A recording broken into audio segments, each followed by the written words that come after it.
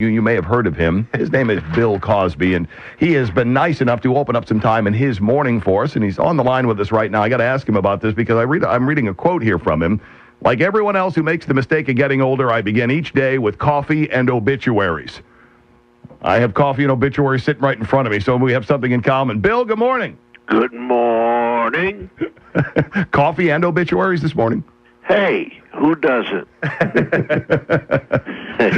No, it's a matter of I think cheerleading survival. That's a good way of looking at it. Yeah, well, the coffee, of course, is something that appears to perk you.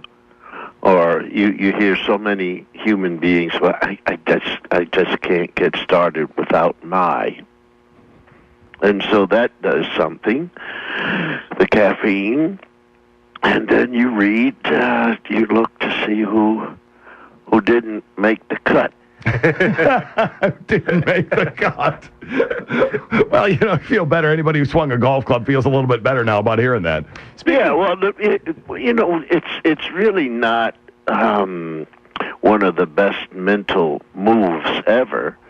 Because, okay, so somebody died before you, so what? What are you going to do? Just, you go around and tell everybody, I got her. You don't get extra credit for that, do you? No, you don't. And I think it's like, I remember in the south of France, we stayed at the wonderful hotel, and Johnny Carson came and stayed, and these people who were just cousins of somebody who had said to them, the Frank is in bad shape, you could stay there now. And they went to the tennis court, and Johnny was down there, and Johnny obliged to play singles with one of the people, and the guy won, and man, you would think that he hit the lottery. He told everybody, and he was out on the patio breakfast morning, and I was by myself having breakfast, and he was, I got him, and I did this, and I got up, and I went over to their table. There's about 6 of them. I said, just let me ask you a question. I don't know any of you people, and Mr. Carson obviously has entertained you all from, your home and the TV. I said, and he was out at the tennis court. His name is Johnny Carson, and you came, sir, and you played a set with him, and you won. You beat Johnny Carson. Let me ask you a question. If Johnny, had he won, would he go back to Burbank? and would he say to Dean Martin, you should have seen who I whipped? Marvin Mel. Took him down. I took him to, and Dean Martin would have said, yeah. Sinatra would have said, oh, buddy, I knew you could do it, and yes, well, can Marvin Mel play? Nah, he's not that good, man. So all of that, coffee and the obituary, so what? Pretty soon, the old saying, it'll be your turn in the barrel. Your turn in the barrel. Wear your aluminum underwear. Oh, God, we're spending some time with Bill Cosby and glad of it. He'll be at the Coronado Performing Arts Center October the 3rd. That's a Friday night. Hey, tell us about this new special of yours, taped on your 77th birthday. I decided to do it in San Francisco because that sticks out as one of the top 5 places that I've stayed with and had problems with the changes in time. When I first played there, it was at a place called the Hungry Eye. Damon Runyon-esque owner, the type of guys and dolls fella. Oh, yeah. Enrico Banducci, Lucky Luke Casey.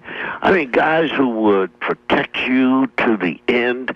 The owner, a kind of owner who would want to do something, and his wife was always watching him because he had a heart. It wasn't of gold. It was just of silly foolishness. Damon Runyon-esque type. And I mean, like one day he sold the tickets. The people were in line. He went out with the rolls, sold the tickets, and then came back. And he and his buddy Lucky went to Las Vegas. And they lost the money. And his wife is looking in the cash box for the money. There's no money. So that was the kind of guy. But it was wonderful. And then they went through the drug era. And then they took the club and closed it. Not for no reason other than they wanted to make a hole in the ground. And so I had heart problems of love for, and things change. People, you hit your 50s and the gang is gone and Enrico is still doing things, but it has always been a great city for me. And now at age 77, I decided to go to this place called the San Francisco Jazz Center and do my 77th birthday, July 12th, record there 2 shows. It was wonderful. The material is fantastic, and Mrs. Cosby edits the stuff so that whatever I say that she doesn't want me to say is not in there. We never see that part. No, you never see it. It's gone. And it is funny. Robert Townsend is the director, and I'm very happy with him, and I'm happy with Netflix, because for some reason, Netflix is the kind of company, you don't know anything. You can see the show on any internet that you have, and they're the only people who have the count. Oh. You gotcha. Will not read how well I'm doing because they don't give anyone the count, and I will not know how well I'm doing. So that it's like one of those old black and white cowboy movies where you go into the sheriff's office and you say into the banker's office and you say, listen, is there any overage? You didn't do too well. Okay, thanks a lot. See you later. I mean, the books. It's the books. They've been cooked. Bill Cosby is with us here. It's Riley and Scott on WROK. Bill Cosby 77 is debuting November 28th on Netflix. Set your calendars now. He's also at the Coronado here in Rockford on October 3rd. You mentioned that your wife edited down some of the special to make sure that what she didn't want to hear was not in there, and it occurred to me that most husbands probably would like that feature, because we don't normally speak to offend our wives or put them in a bad mood. Sometimes things just happen. If they could go through and edit out what they didn't want to hear, things might be a lot more smooth. Well, I think it works even if you're not in entertainment. Oh, yeah. In other words, do what she says. I love your quote, though, that women don't want to hear what you think. Women want to hear what they think in a deeper voice. That is absolutely correct. Name a marriage that is together where the husband is saying, I'm not doing that, and you're gonna. No, it's not there. No. No, those books are cooked. How else can someone say, my wife is my friend? See, that's from the first one. The first one that I did for Comedy Central. Mm-hmm. My wife is my best friend. Your wife is your wife. And that's exactly what she takes on. When you propose, when most men propose, they become so humble, so emotional. You've got the ring, you're now in debt, and you're going to ask her to marry you, and you start to talk about how much you love her and how badly you need her. And you start to say things like, without you, I will be nothing. I need you to tell me and keep me straight. And she's loving all of that because that's what it's going to be. And gentlemen, I go to the Bible. I go to Genesis to prove my point. There's God, capital He, and there's Adam, small he. And then there's woman. She's the one who, in God's garden, started doing what God said don't do. And she starts to fix food for Adam. And the food is the food that God said not to eat. Now, if that's not taking over somebody's place, she was the game changer. There you go. The game changer. The game changer. Don't you guys have to make some money? I'll hold. Oh, well, I was just going to say, if you don't mind, man, what a pro. He used to be in the business. Yeah, he's logged a couple of years in the business. Bill Cosby's with us at 646 at Newstalk 1440 WROK. Hey, let me ask you this. I've got two. Scott has one child with one on the way. Mm-hmm. Let's talk daughters here for a second. 17-year-old daughter is where I am right now. You want to give me a little help? What do you need? Oh, anywhere, and you know what is your at this time? She becomes a problem for you. Yeah. It starts around. Well, it used to. My oldest is now 40 years old, and it starts with your wife when the daughter's maybe around 9. Okay. The daughter wants to dress, look like, be. The TV's gotten to her, radio's gotten to her, and these very intellectual, highly educated, and intellectually informed 9-year-old friends of hers are telling her what is and what isn't. So she carries that back to her mother. And this daughter of yours, now at 17, is something of value to people who really and truly want to devalue her. I know where you're going with this. Yeah. Well, isn't that why you asked me? Yes, it is. Yeah, I can see where you're going. Now, here's what I think we need to base things on.